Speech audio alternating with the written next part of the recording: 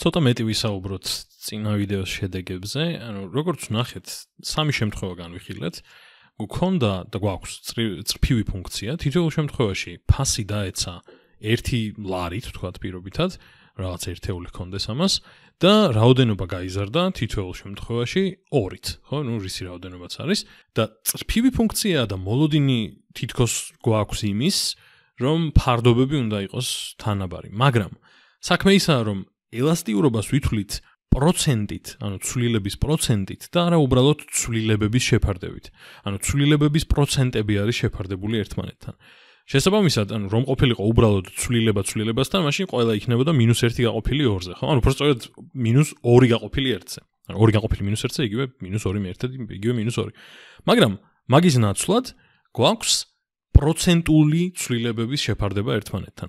და ამიტომ არის რომ აი მაგალითად პირველ შემთხვევაში, ანუ სამივე შემთხვევაში მივიღეთ საკმაოდ სხვადასხვა ელასტიურობა, ხო? აი თუ დაუკვირდებით, სამი საკმაოდ განსხვავებული რიცხვი არის ერთმანეთისგან.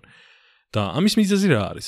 ის რომ პირველ შემთხვევაში გვაქვს ფასი, რომელიც არის საკმაოდ მაღალი და ცვლილება ამ ფასის, როცა არის 1 ან -1, არის შედარებით დაბალი პროცენტი, ანუ რაღაც ათეულების დონეზე არის პროცენტული. ამ დროს რაოდენობის ცვლილება არის ამ შემთხვევაში საკმაოდ დიდი, ხო? თუნდაც, ანუ ნაცვლად 2-ის და 4-ისა, ამათი საშუალო რომ გამოვიყენეთ და შევადარეთ ამათ საშუალოს, ანუ 3-ს, 66-67%-იანი ცვლილება არის ეს, ხო? ანუ 3-ის 2/3 არის 2.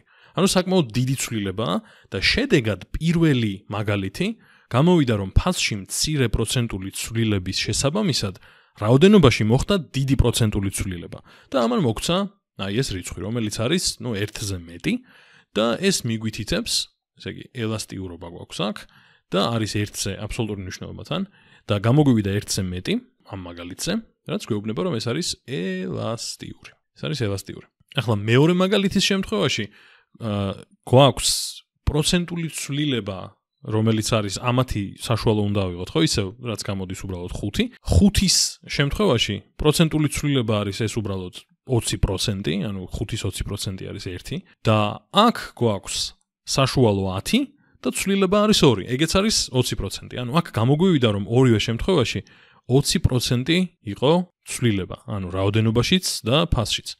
და შესაბამისად შეფარდება გამოგვივიდა 1 ტოლი. და ამაზე, ანუ ასეთ მაგალითზე, როცა ელასტიურობა 1 ტოლი ამბობენ, რომ ეს არის ერთეულოვანი ელასტიურობა. და ბოლოს აქ გვქონდა შემთხვევა, როცა ამათი საშუალოა 1/9 და ცვლილება არის 1.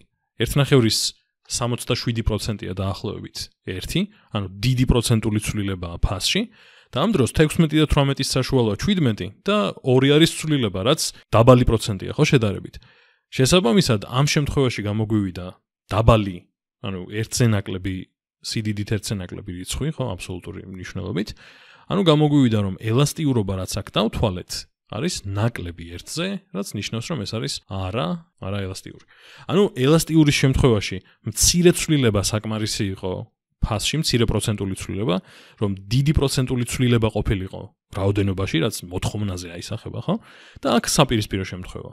აქ კი, თანაბარი, ასე რომ გამოგვივიდა ერთეულოვანი ელასტიურობა.